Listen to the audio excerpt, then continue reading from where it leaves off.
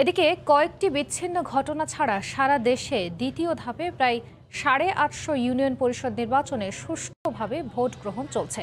এবার 20টি ইউনিয়ন পরিষদে electronic voting মেশিনে এবং বাকিগুলোতে ভোট হচ্ছে ব্যালট পেপারে। জেলা ও ব্যুরো প্রতিনিধিদের পাঠানো তথ্য ও ছবি নিয়ে রিপোর্ট। নির্ধারিত সময়ের আগেই রংপুর, ঠাকুরগাঁও এবং বরিশালের প্রতিটি কেন্দ্রে ভোটারদের ছিল সরব উপস্থিতি। বৃহস্পতিবার সকাল থেকেই স্বতঃস্ফূর্তভাবে ভোট দিতে আসেন ভোটাররা। উৎসবমুখর পরিবেশ প্রতিটি কেন্দ্রে। সুনামগঞ্জে সুশৃঙ্খলভাবে আলাদা লাইনে দাঁড়িয়ে নির্ধারিত কক্ষে ভোট দেন নারী পুরুষেরা। প্রথমবারের মতো ইভিএমে ভোট গ্রহণ করায় অনেকের আগ্রহ ছিল একটু বেশি। সুষ্ঠু পরিবেশে ভোট দিলাম, ভালো লাগলো। ভোট দিতে আসে অনেক আনন্দিত আমি। ভোট ভালোভাবে দিলাম, কোনো ঝামেলা নেই, খুব সুন্দরভাবে ভোট দিচ্ছি। তো কোনো ধরনের সমস্যা সৃষ্টি হয় নাই। আমরা আশা করি এরকম পরিবেশ সব সময় বিরাজ থাকুক। নির্বাচনী পরিবেশ নির্বিঘ্ন রাখতে ভোলায় আইন শৃঙ্খলা রক্ষা বাহিনীর পাশাপাশি মাঠে ছিলেন ম্যাজিস্ট্রেটও। প্রতিটি কেন্দ্রে আইন শৃঙ্খলা বাহিনীর পর্যাপ্ত উপস্থিতি নিশ্চিত করা হয়েছে। প্রতিটি ভোট কেন্দ্রে বিপুল সংখ্যক মহিলা যারা আমাদের ভোটার রয়েছেন তারা কিন্তু উপস্থিত হয়ে তাদের ভোটাধিকার প্রয়োগ করছেন। দ্বিতীয় ধাপে দেশের 63টি জেলার 115টি উপজেলার 8492টি ভোট কেন্দ্রে ইউপি নির্বাচনের ভোট গ্রহণ হয়। ফারিয়া ফারজানা, সময় সংবাদ। এদিকে স্বরাষ্ট্রমন্ত্রী বলছেন, স্থানীয় নির্বাচন আধিপত্যের নির্বাচন, তাই সহিংসতা হতেই পারে। সচিবালয়ে সাংবাদিকদের প্রশ্নের জবাবে কথা বলেন তিনি। এই ইউপি নির্বাচন এটা সবসময় আপনারা দেখে আসছেন, এটা গোষ্ঠীর নির্বাচন, আধিপত্যের নির্বাচন, এটা সবসময় একটু ঝগড়াঝাটি হয়েই থাকে। তা এই আমাদের যেটা হয়েছে, এটা বেশ কয়েকটি জায়গায় আমরা হতাহতের ঘটনা আমরা দেখছি। পুলিশ যথাযথভাবেই আইডেন্টিফাই করেছে তাদেরকে, এবং যারা দোষী ব্যক্তি তাদেরকে অ্যারেস্ট করে ফেলেছে ইতিমধ্যে। কোভিড ব্যবস্থাপনা, পানি সঞ্চালন এবং বিমান চলাচল খাতে আর্থিক ও প্রযুক্তিগত সহযোগিতা বাড়াতে ফ্রান্সের সঙ্গে 3টি চুক্তি করেছে বাংলাদেশ। শেখ হাসিনার প্যারিস সফরে দেশটির প্রেসিডেন্ট ও প্রধানমন্ত্রীর সঙ্গে বৈঠকের পর এই চুক্তি সই হয়েছে বলে নিশ্চিত করেছেন পররাষ্ট্রমন্ত্রী। এই উন্নয়ন প্রকল্পে ঢাকাকে প্রায় 3,300 কোটি টাকা সহায়তা দেবে প্যারিস। সংবাদ সম্মেলনে মন্ত্রী জানান, ইউরোপে জিএসপি প্লাস সুবিধার আশ্বাস দেওয়ার পাশাপাশি রোহিঙ্গা সংকট সমাধানেও দৃঢ়ভাবে বাংলাদেশের পাশে থাকার প্রতিশ্রুতি দিয়েছে দেশটি। বিস্তারিত দেবাশিস রায়ের রিপোর্টে। দীর্ঘ 22 বছর পর ফ্রান্স সরকারের আমন্ত্রণে বাংলাদেশের সরকার প্রধান শেখ হাসিনার এবারের প্যারিস সফর যেন উচ্চ পর্যায়ের কূটনৈতিক যোগাযোগের এক অনন্য দৃষ্টান্ত হতে চলেছে। সফরের দ্বিতীয় দিন বুধবার স্থানীয় সময় সকালে প্রধানমন্ত্রী শেখ হাসিনা যান ফ্রান্সের ন্যাশনাল অ্যাসেম্বলিতে। সেখানে তাকে স্বাগত জানান অ্যাসেম্বলির প্রেসিডেন্ট রিচার্ড ফার্নান্ড। একান্ত বৈঠকে সরকার প্রধানের কাছে বাংলাদেশের বর্তমান উত্তরণের গল্প শোনেন ফরাসি অ্যাসেম্বলির প্রেসিডেন্ট। এবারের সফরের শীর্ষ নেতাদের সঙ্গে বৈঠক তো বটেই, সেখানকার পার্লামেন্টের নেতাদের সঙ্গেও বৈঠক করেছেন সরকার প্রধান। বুধবার দেশটির সিনেটে গণ অধিবেশন চলাকালে অফিসিয়াল অভ্যর্থনা জানানো হয় শেখ হাসিনাকে। এ সময় সিনেটের প্লেনারি সেশনের জ্যেষ্ঠ সিনেটররাও দ্বিপক্ষীয় বৈঠক করেছেন প্রধানমন্ত্রীর সঙ্গে।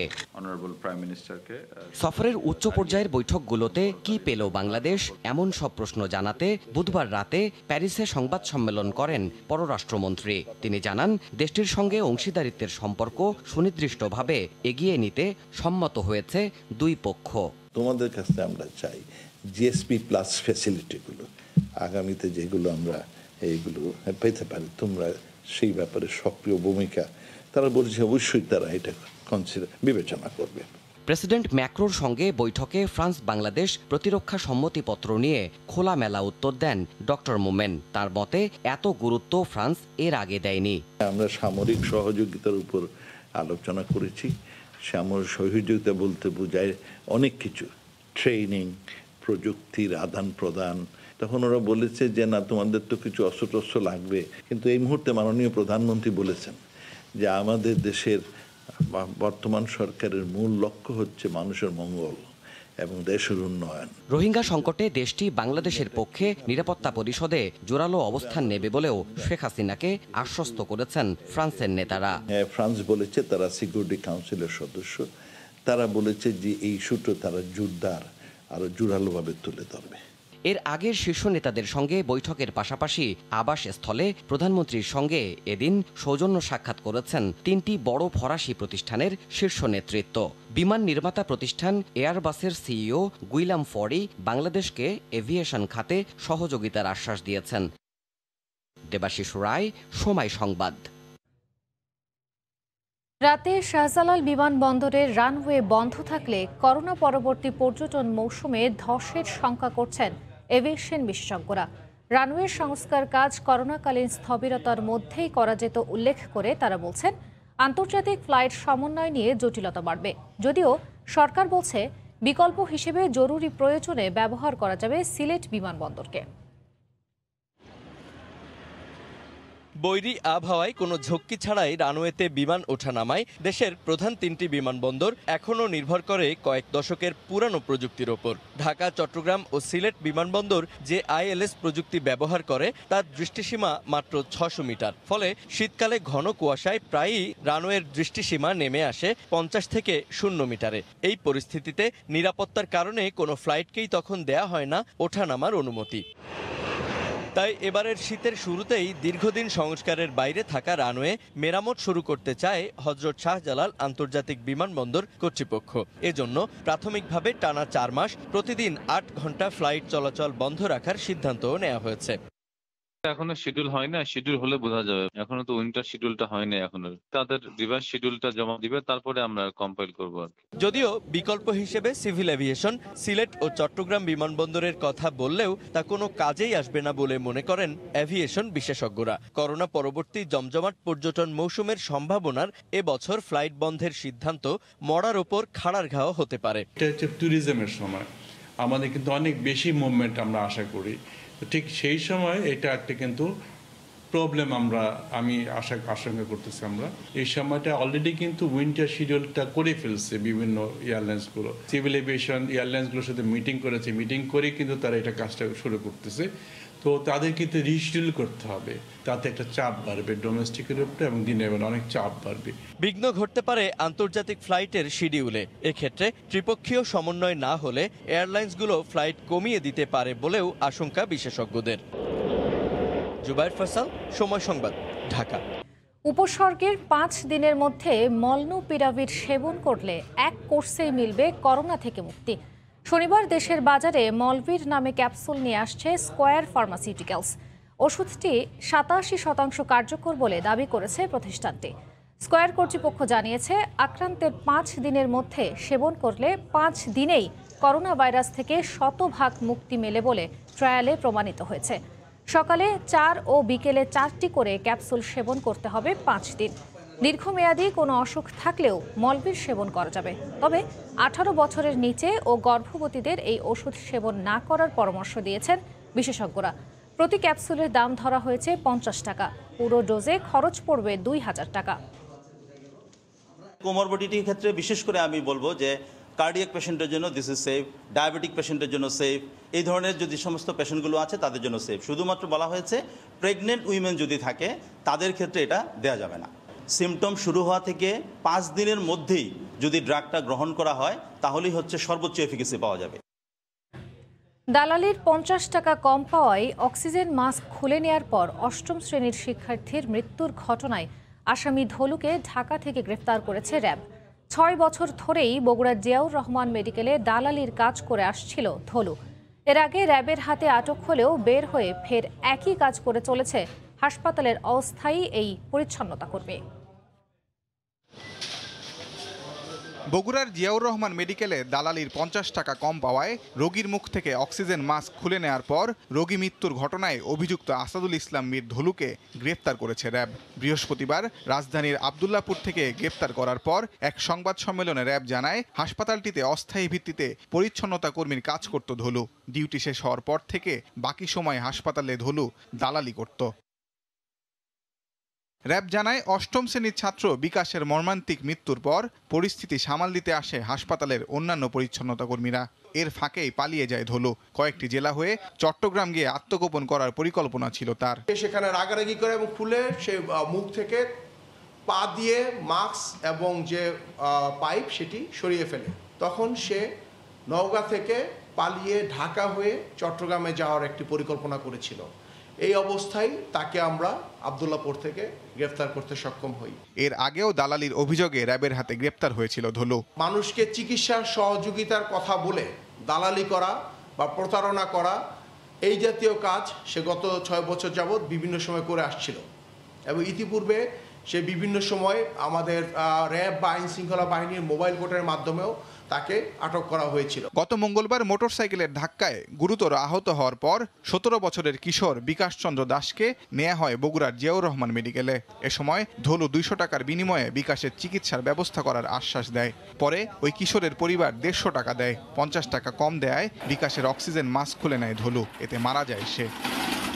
তাজওয়ার মাহমিদ, সময় সংবাদ, ঢাকা। ফ্রিল্যান্সিংয়ের আড়ালে বিদেশি প্রতারকদের সঙ্গে হাত মিলিয়ে প্রতারণা করে চলছে দেশীয় এক চক্র। ভুয়া আইপি অ্যাকাউন্ট খুলে হাতিয়ে নিচ্ছে বৈদেশিক মুদ্রা। জড়িত অভিযোগে সিরাজগঞ্জ থেকে 2 জনকে আটক করেছে কাউন্টার টেরোরিজম ইউনিট। প্রতারণার এই ধরনকে পুলিশ বলছে নিউ অ্যাকাউন্ট ফ্রড। বুলবুল রেজার রিপোর্ট। বিদেশি স্ক্যামারদের সঙ্গে হাত মিলিয়ে দেশে বসেই বিশ্বের নামিদামি বিনিয়োগ প্রতিষ্ঠানের অর্থ আত্মসাৎ করছে দেশীয় স্ক্যামাররা। কয়েকটি ধাপ পেরিয়ে হাতিয়ে নেওয়া হচ্ছে অর্থ।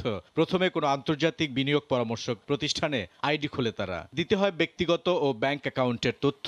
যাচাইয়ের অংশ হিসেবে প্রতিটি আইডির ব্যাংক অ্যাকাউন্টে সাময়িকভাবে $1 দিয়ে থাকে বিনিয়োগ প্রতিষ্ঠান। তথ্য যাচাই শেষে 2-3 দিনের মধ্যে এই অর্থ আবার ফেরত নেওয়ার কথা, কিন্তু তার আগেই টাকা চলে যায় প্রতারকদের পকেটে। পারফেক্ট মানি, ওয়েব মানি, পে ওনারের মতো বেশ কয়েকটি ইন্টারনেট পেমেন্ট সিস্টেম ব্যবহার করে স্ক্যামাররা। প্রতারকরা করতো কি, যখনই ব্যাংক অ্যাকাউন্টে টাকাটা জমা হতো সেই টাকাটা তারা বিভিন্ন ইন্টারন্যাশনাল কিছু মোবাইল ব্যাংকিং অ্যাপস আছে আপনারা জানেন, সেইগুলি দিয়ে টাকাটাকে তারা অন্য অ্যাকাউন্টে সুইচ করে নিত। এখানে বিদেশি অপরাধীদের সংশ্লিষ্টতা আছে। যে গ্রুপগুলির কথা বলেছি, যে সিক্রেট যে গ্রুপগুলি আছে, সেখানে তারা বিভিন্ন মানুষের এসএসএন নাম্বারগুলি কালেক্ট করে এগুলি কিনে এগুলি দিয়ে অ্যাকাউন্টটা খুলে। প্রতারণার অভিযোগে সিরাজগঞ্জ থেকে চক্রের 2 সদস্যকে গ্রেফতার করেছে পুলিশের কাউন্টার টেরোরিজম ইউনিট। ভুয়া তথ্য ব্যবহার করে বিনিয়োগ প্রতিষ্ঠানে 1 লাখ অ্যাকাউন্ট খুলেছিল তারা। এর মধ্যে 15,000 অ্যাকাউন্ট থেকে তারা $15,000 সরিয়েছে। অ্যালার্মিং জায়গাটা হচ্ছে যে যেই 2 জনকে ধরেছি তারা 2 জনেই কিন্তু নিজেদেরকে ফ্রিল্যান্সার এন্টারপ্রেনিয়র হিসেবে পরিচয় দিচ্ছে। যে তাদের সাথে তাদের আন্ডারে প্রায় 30-40 জন করে ফ্রিল্যান্সার কাজ করেন। একটা পটেনশিয়াল একটা সেক্টর, এটাকে প্রমোট করা হচ্ছে সরকারিভাবে বা সবভাবে। আমরা চাই যে ফ্রিল্যান্সিংটাকে প্রমোট হোক। তো সেখানে ফ্রিল্যান্সাররা কিন্তু জেনে না জেনেই কিন্তু অপরাধে জড়িয়ে পড়ার একটা রিস্ক কিন্তু রয়ে গেছে। ফ্রিল্যান্সিং এর আড়ালে যারা অবৈধভাবে এই ধরনের প্রতারণার আশ্রয় নিচ্ছে তাদের সবাইকে আইনের আওতায় আনার কথা জানিয়েছে সিটিটিসি। বুলবুল রেজা, সময় সংবাদ, ঢাকা। ডিজেলের বাড়তি দরের নেতিবাচক প্রভাব পড়ছে কৃষিতে। হঠাৎ দর বাড়ায় চাষাবাদে বাড়তি খরচ বোঝা হিসেবে দেখছেন বরেন্দ্র জনপদের চাষিরা। কৃষক বলছেন, কৃষিতে ব্যয় বাড়লেও উৎপাদিত ফসলের ন্যায্য দর পাওয়া নিয়ে শঙ্কায় তারা। নওগাঁ থেকে এমআর রকি রিপোর্ট, ক্যামেরায় ছিলেন রকিবুল ইসলাম। নওগাঁ সদর উপজেলার বালুভরা গ্রামের কৃষক ওসমান গনি চলতি রবি মৌসুমে 1.5 বিঘা জমিতে রোপণ করছেন আলু। জমি প্রস্তুত সব ফসল ঘরে তুলতে তার হিসাবের খাতায় ধরে রেখেছিলেন 9 থেকে 10 হাজার টাকা। কিন্তু হঠাৎ জ্বালানি তেলের বাড়তি দর তার মতো অনেক কৃষকেরই হিসাবের খাতা ওলটপালট হয়ে গেছে। ফসল উৎপাদনে যন্ত্রচালিত মেশিনের ব্যবহার বেড়েছে কৃষিতে। জমি প্রস্তুত থেকে শুরু করে সেচ ব্যবস্থা ও ফসল ঘরে তোলা পর্যন্ত ধাপে ধাপে রয়েছে জ্বালানি তেলের ব্যবহার। ডিজেলের বাড়তি দরে ফসল চাষাবাদে উদ্বৃত্ত খরচের সাথে ঘরে তোলা ফসলের কাঙ্ক্ষিত দর পাওয়া নিয়ে শঙ্কার কথা বলছেন প্রান্তিক চাষিরা। বর্তমানে যে তেলের দাম বাড়তি হয়ে গেছে, ফসল করব কি করে, এটাই এখন আমাদের চিন্তা। তেলের দাম বাড়ছে কিন্তু কৃষকের যে পণ্য সেগুলোর কোনো দাম বাড়ছে না। বাড়তি খরচ হচ্ছে কিন্তু বাড়তি আয় হচ্ছে না। তো তেলের দাম লিটার প্রতি 15 টাকা বাড়লেও ফসল উৎপাদনে ব্যয় বাড়বে 25 থেকে 30%। এতে ক্ষতিগ্রস্ত হবে কৃষি অর্থনীতি বলছেন কৃষক নেতারা। আর কৃষি বিভাগ বলছে, উৎপাদনে সমন্বয় না থাকলে কৃষক আগ্রহ হারাবে ফসল চাষাবাদে। এই ডিজেলের দাম বৃদ্ধির কারণে এটা কৃষকের উপর সরাসরি প্রভাব পড়বে। যেহেতু এবার আবহাওয়া ভালো, আগাম লাগাতে পারবে বা সঠিক সময় লাগানো হবে, সেই ক্ষেত্রে ফলন প্রত্যেকটা ফসলেরই আমার মনে হয় বাড়বে আর কি। খরচ বাড়বে না, অন্যান্য ক্ষেত্রে হয়তো সারের দাম কম আছে, সেই ক্ষেত্রে সমস্যা হবে না। জেলার বরেন্দ্র জনপদে বছরের 3 মৌসুমে 4.5 লাখ হেক্টর জমিতে প্রায় 28 লাখ মেট্রিক টন ধান সহ নানা ফসল চাষাবাদ করেন কৃষক। এমআর রকি, সময় সংবাদ, নওগাঁ। লন্ডন স্টক এক্সচেঞ্জের মাধ্যমে ঢাকার শেয়ার বাজারে বিনিয়োগ করতে পারবেন প্রবাসী বাংলাদেশিরা। এর ব্যবস্থা করবে ঢাকা স্টক এক্সচেঞ্জ ডিএসই। লন্ডনের একটি হোটেলে ডিএসইর আয়োজনে শেয়ার বাজারে প্রবাসীদের বিনিয়োগের আহ্বান জানানো হয়। লন্ডন থেকে শোয়েব কবিরকে সঙ্গে নিয়ে সানবির রূপলের রিপোর্ট। ঢাকা স্টক এক্সচেঞ্জের মোট বিনিয়োগের প্রায় 9,000 কোটি টাকার বিনিয়োগ প্রবাসীদের। তবে এই বিনিয়োগ আগামী 3 বছরের মধ্যে 3 গুণ করতে চায় ডিএসই। এই লক্ষ্য সামনে রেখে লন্ডনের হলিডে ইন হোটেলে প্রবাসী ব্যবসায়ীদের সঙ্গে বৈঠকে বিনিয়োগের আহ্বান জানায় ডিএসই কর্তৃপক্ষ। এখানে যারা ইনভেস্ট করতেছে ওইটা ট্র্যাক হবে হচ্ছিল ওই 20টা কোম্পানি বাংলাদেশের, এবং ওই 20টা কোম্পানির শেয়ারই তারা আসলে কিনতেছে, কিন্তু ইফেক্টিভলি এটা কিন্তু আমাদের ঢাকা স্টক এক্সচেঞ্জেই কিন্তু ইনভেস্ট হচ্ছে থ্রু লন্ডন স্টক এক্সচেঞ্জ। এই ব্যাপারে আমরা লন্ডন স্টক এক্সচেঞ্জের সাথে কথা বলেছি এবং তারাও খুব ইন্টারেস্টেড এটার ব্যাপারে।